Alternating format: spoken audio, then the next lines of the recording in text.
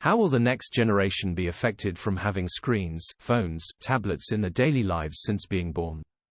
I have a toddler. She got an iPad as a gift from family a year ago. We quickly noticed a change in behavior when she's been on it watching YouTube Kids or whatever. Since then, we limit it and even go days without it, depending on our schedule. Behavior noticeably improved. I have a non-immediate relative who's an iPad kid. One interesting side effect I noticed that isn't the typical ones people mention, is that she is not at all concerned about leaving her content playing when she sets down the iPad and goes to another room. Whereas I will pause a YouTube video if I need to stand up and get a tissue from a few steps away. It confuses me why this relative is simultaneously so attached to her content. There would be whining if the Wi-Fi stopped, and so detached that she doesn't care about missing half a video or more. Maybe this is a hot take, but kids should have computers well before they have iPads or phones. They can actually learn useful skills on a computer instead of becoming addicted to YouTube Shorts. Agreed. Young people are weirdly lacking in IT skills. They don't know how to troubleshoot a problem. So I'm 39, and what I've noticed about young people is they tend to have more awareness of things that are going on in the world than I did at their age, which is good. At the same time, they have a restless quality to them. They need constant stimulation. I get that. I tend to get that same sort of feeling after scrolling through Reddit for hours. But the problem I see is they've literally never experienced the alternative, so they don't even know it exists by direct experience, just what people say, and consequently are less of self-aware of the root certain neuroticism caused by constant scrolling. Just my 2 cents. Next generation. If you were born around 2000, that was already the case, and I know you feel old if I say it, but that is already 23 years in the past, so there is already a generation or two that can tell you. Actually, I think people born around that time were at some weird technological limbo. I was born in 2000, and I didn't have internet or a computer till I was 12 to 13. Of course, TV was always in my life but didn't affect me as much. I will say that I know some people my age who are obsessed with TikTok, and boy are they annoying. I'm a tutor who works with kids that are in high school, so aren't that much younger than me, and I can say for sure their lives revolve around the screens. I actually have one student say that she needs to copy and paste something, but what she was really referring to was just rewriting something. It's funny how computer speak influenced that. Yesterday, a student in grade 9, born in 2008, asked me if I was a millennial because I said I don't have TikTok and prefer reading content, like on Reddit or Twitter. In this day and age, I think quick bursts of unimportant, false information is prevalent. I think information retention has and will continue to go down significantly. Why memorize the formula for finding area when WW2 started, or even how many quarts in a gallon when you have a supercomputer in your pocket that can instantly do all that for you? I see it already with my teen. Hell, I'm 30 and I'm already that way. We don't have to crack open a dictionary to find definitions. We don't have to search through encyclopedias to grab a kernel of information on a subject. It's all just a Google away. There's no effort involved. Part of it, I think, has to do with education. We're trained to retain information just long enough to pass a multiple-choice test and move on to the next section of information. I think the world is moving on, and it is important to teach kids research skills, but it is a bit disheartening to know we won't really have masters in specific subjects anymore. I'm afraid we're moving toward a sci-fi dystopia where everything is automated and no one knows how anything works. It arguably has a significant effect on concentration. People are unused to being bored for any period of time, which would otherwise compel them to think about necessary tasks and creative outlets. On the other hand, it keeps the mind active, which keeps the mind functioning properly and increases mental acuity. Hard to say the overall effect, and I think it depends on how you use it. In rather surprising ways. I work in education, and what we're seeing a lot of is computer skills are down. Things like Control-Alt-Delete, Word, even how to do a proper Google search. There's a rise in kids using ChatGPT as a search engine. Shorter attention spans. Greater need for instant gratification. This falls into the ChatGPT thing. They want to be told the answer instead of figuring it out for themselves. Media literacy is also down, surprisingly. Because they aren't thinking critically, they take everything they see on the internet at face value, especially TikTok. I'm not 100% sure, but what I will say is this. My kids aren't going to get any electronics until they're teens, maybe at least one gaming system, but that's it. Instead they're getting Legos, dinosaurs, crayons and paper, and a bunch of other toys they can play with and move around with. Ain't no way I'm letting them sit down on the couch with their face buried in an iPad. Good parenting. Make sure to add books to that list. There are so many good books to discover. Another thing is I hear my classmates in school complain about having to read in English class. They were insufferable when we did a unit on Jane Eyre. Books are good. Don't let them miss it. This is easily said but hard to achieve. We have very, very little screen time, but to have no screens till teenage years would require high levels of dedication. You need to amuse them a lot more even when you are tired, grouchy, busy, traveling, and you would need to say number 100 times per week. They're going to get a tablet in kindergarten. It's what pushed my sister to homeschool for a year. Her kid came home and said they played games on their tablets between lessons. He was more irritable once he started school, so she homeschooled him a year and now he goes to private school. I'm not sure what I'm going to do with my kids. We do movies together on the weekend, but otherwise no screen time during the weekdays. I don't want him to get a tablet at school, but I'm not homeschooling either. Blair, I empathize with your thought here. We often fantasize about moving to a yurt in the woods with no internet. Our middle way that we found works for us is this: our kids are 7 and 5, tablet time for games usually 2 to 3 times a week in the living room with us supervising, and TV every day in the living room on our one television. The TV watching forces them to take turns and cooperate, and they usually do something else while they are watching. They like Legos, building, dams, with pillows and blankets, etc., while the TV is on. One thing we haven't yet figured out is the phone issue. We'd like to avoid smartphones until forever, but conceded that a dumb phone may be necessary for rides home, practice schedules, etc. You can get them Lego, dinosaurs, crayons, books, etc. But they're still going to watch TV, and I don't see anything wrong with them having a console game system. A phone's fine by the time they're in junior high. I do agree having an iPad is unnecessary though. I hate seeing kids constantly staring at it. Families go out to dinner and instead of kids being present they play on their phones the whole time. I have no idea how it will affect children's brain development, which is why my kid doesn't get to use the phone. She gets to watch 30 minutes of a cartoon on weekdays, but only if she asks. We do not offer it. She can have an hour on weekends to help her calm down since she won't nap at home. I think this is the right idea. When I was in elementary school, on weekdays, I couldn't watch TV or play video games at all. On weekends, I could watch TV or play video games for 2 hours max combined. In middle school, on weekends, I could play video games or watch TV for as long as I wanted, as long as my schoolwork was done, but I still couldn't use electronics on weekdays. In order to pass the time, I had to read books or learn new skills. I honestly think that my parents made the right choice to do this. I didn't get a cell phone until I was a freshman in high school, and even then, I'm only on it for 30 minutes or less at a time. I also don't have any kind of social media on it, not even Reddit. At _18, I'm one of the few people I know who can work long shifts without listening to music or using an electronic device at all. I'm also the only person, that I know of, at my school who received a co-op full-ride scholarship. TLDR, based on my upbringing, you're making the right choice to not expose your children to electronics at a young age. I disagree with depriving your child of something that's ubiquitous in the current world.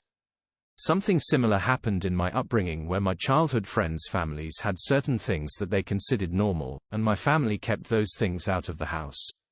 It didn't make me better than my peers. It made me resentful. I cannot and will not have kids, ever. But hypothetically, if I did, I wouldn't ever deprive them of something that's normal to everyone else. I think it's all about balance, like all things.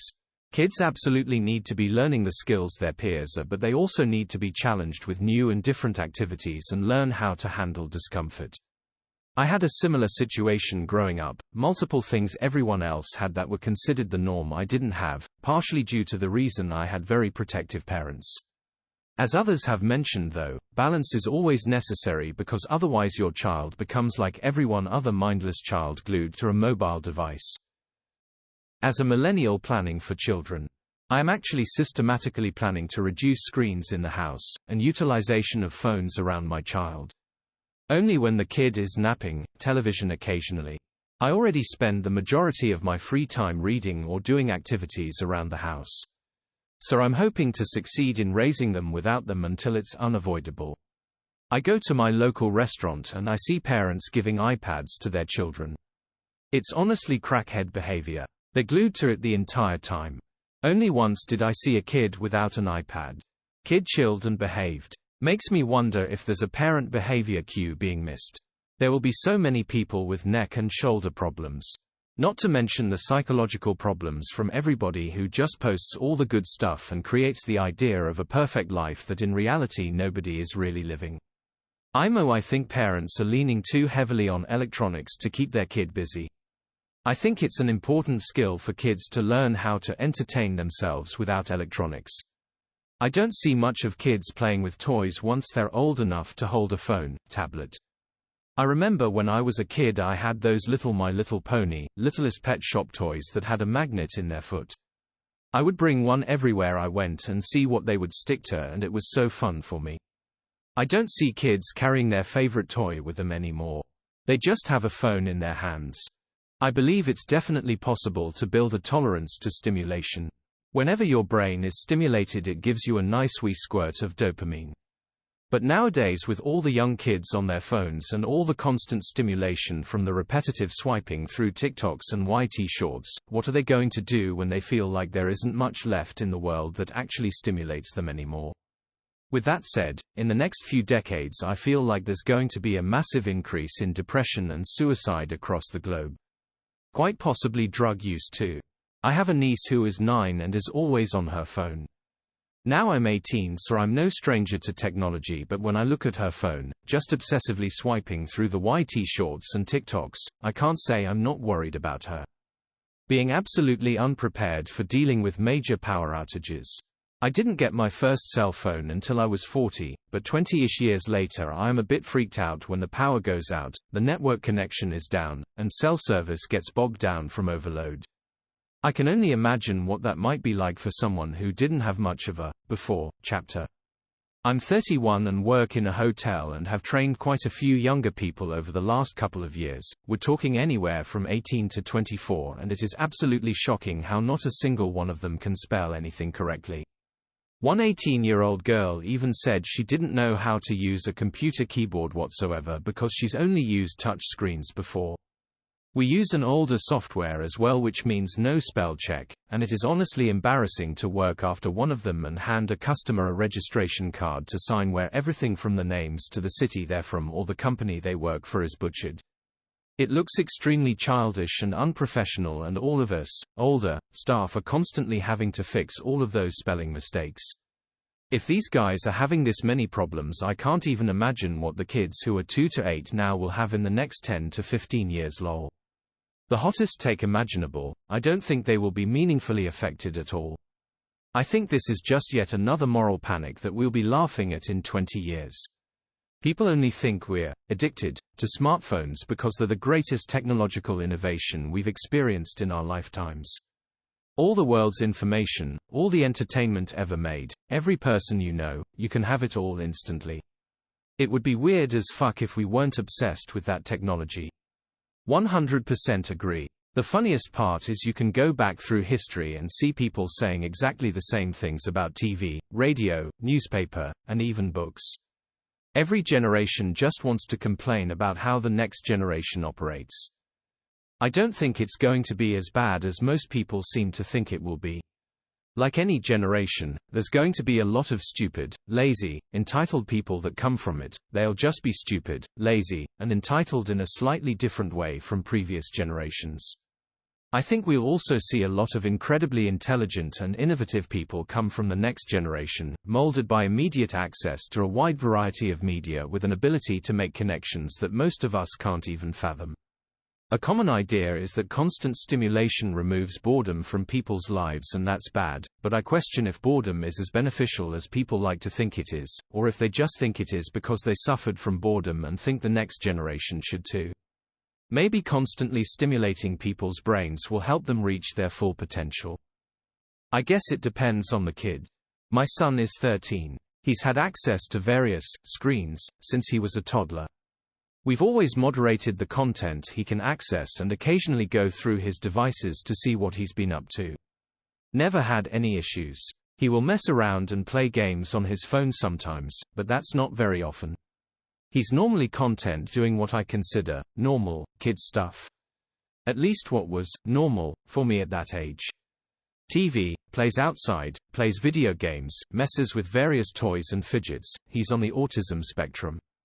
We've disciplined him a few times by taking away his phone, tablet, video games. It sucked for him, but he never acted out or went over the top about it. I hear stories all the time about kids being obsessed with devices. We've just been fortunate, I guess, and it's never been an issue. Less screen time on average, I'd guess. I've seen articles talking about how this generation is bringing back old school tech by intentionally buying flip phones to limit their screen time. It's been in their hands since birth. It isn't novel anymore, it isn't something you aren't used to. It isn't new and exciting. It also means that they can smell bullshit from a mile away online. This is the most tech and internet safety savvy generation we've had yet. They spend way less time on social media because of said bullshit. They're less likely to even have a Facebook, much less doomscroll like millennials and some Gen Z do. They're aware of being chronically online, and its long-lasting side effects. I'm pretty optimistic about it. We're definitely already seeing the effects. I have little cousins, under 10, who were basically raised on tablets, and apparently they like to narrate everything they do like the YouTubers they watch. They don't read or really do anything imaginative because their parents just give them screens 24/7. I think giving screens to really young kids screws up the development, especially if they're watching weird Elsagate shit, but their parents just don't care to monitor anything. Hate to be a downer, but it's a huge net loss on several levels. Attention spans will be shot as apps will compete for kids' attention spans. Between the short-form videos, app notifications and smorgasbord of available content, kids will have no idea how to focus on something for a prolonged period of time. Kids will have reduced expertise when it comes to social skills. Interactions with other humans will be primarily via text and voice. They'll miss out on critical chances to develop non-verbal communication skills like reading and using tone, facial expressions, body language, etc. Overall technical expertise will decrease. Tablets and phones are disposable consumer goods. Kids, and many adults, view Wi-Fi as synonymous with the Internet. They don't understand anything about the components in an electronic device or how they interact with one another in order to accept, store, retrieve, process or output information, let alone how computers interact with one another. This is by design, since these devices are built to be opaque by manufacturers. This is probably just the tip of the iceberg. Mind you, none of these things are consumers' faults. Everybody's been bamboozled by the makers of these products and the developers, maintainers, owners of the major software and media companies. We've been sold a bill of goods, folks. Maybe I didn't scroll far enough, but I haven't seen anybody mention underdeveloped fine motor skills and weak finger muscles. Learning to manipulate small objects, like a pencil, is so important for toddlers and small children. Spending your early childhood tapping away on a screen is pretty harmful in that way as well. IDK, it'll be interesting to see because there's probably going to be far less kids in that generation, meaning there will be a little more individuality by default. Millennial parents are a toss-up on whether they're good or toxic parents. I feel it'll be an even more extreme toss-up with Gen Z becoming parents, but we'll see. The bulk of the digital impact on the next generation is going to stem from whether the parenting generation can properly approach it with their kids. Oh, they're fucked. I'm glad I had my first smartphone in middle school and didn't grow up with an iPad in my hands every time I cried. It seriously breaks my mind seeing millennials feeding their children constant bullshit. You see their kids having an iPad in cars, restaurants, waiting rooms, and if it's not an iPad, they give their phone to them with a bunch of games on it. The worst is when they don't even have it muted in public. I don't want to constantly hear a kids show or a stupid game blasting while I enjoy my meal per day. They won't have any attention span, will constantly need serotonin, and something to stimulate them. I have so much pity for General Alpha. A console at home with limited playtime or a handheld console. Sure, but a smartphone in elementary school. Jesus, what a horrible idea. We don't have to look at the next generation. Straight up, many older Gen Zers don't know the basic computer skills that they need to in the workplace. When they were coming up, their ability to navigate touch screens and devices with simple buttons meant, I guess, that many of them were never explicitly taught how to use computers. It's mind-boggling to me, because when as millennials were making fun of older people for being unable to operate their own TV remotes, we were scolded. Technology is a skill, you have to be taught. Grandma never learned computers in school, so how would she know?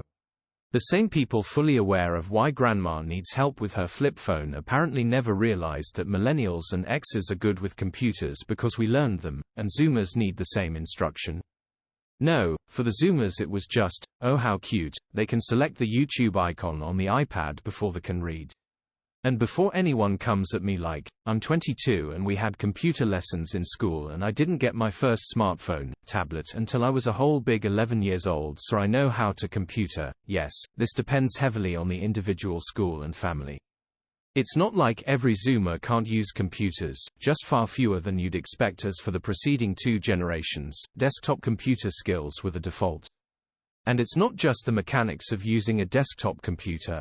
There are certain social media behaviors that are wild, and I don't think would be common among a generation who first got on social media as older teens, adults. Internet safety that was pounded into my head is totally absent among people 10 plus years younger than me. On the one hand, what the boomers were afraid of, creepy strangers would track you down using clues from the backgrounds of your pictures, then snatch you from your bed in the dead of night, didn't end up being a big thing. It's happened, but it's not exactly common. What did happen is that people started having fully non-anonymous lives online starting from elementary school, often before the kid can even read. A lot more kids aspire to just being online as a life goal, rather than any specific job. This is kind of cane-shaking, but it also cuts down on creativity and the ability to be bored. But that happens to those of us who were grown when the screens arrived too. My 3 kids all have access to their tablets and computers pretty much 24/7. Only one of them chooses to actually watch her tablet daily. The youngest, 3, is a big fan of go-karts, dirt bikes, or anything that goes vroom. So she is outside every day. Her older sister or I take her for rides. My oldest loves to explore and play softball, so she takes any chance to be outside with her dog and a ball. My middle daughter is the tablet lover. She will ride, play, swim. But her favorite activity is laying down with me on her tablet. I allow it because she still actively chooses to do other things. And is not dependent on it. We leave it at home almost every time we leave. And when it dies at home, she goes on her merry way to another activity. It doesn't seem to be this way with all children though. The big difference is what the parents are willing to give the kids to do besides a tablet or phone. For a lot of parents it's a babysitter. I'm 42. Growing up my mother would tell me too much TV would rot my brain, make me blind, and lazy because she read about it in some magazine. Go back to when she was a child and her mom would tell her magazines and radio would rot your brain, etc. See a pattern. Thank you for listening. Like and subscribe for more videos.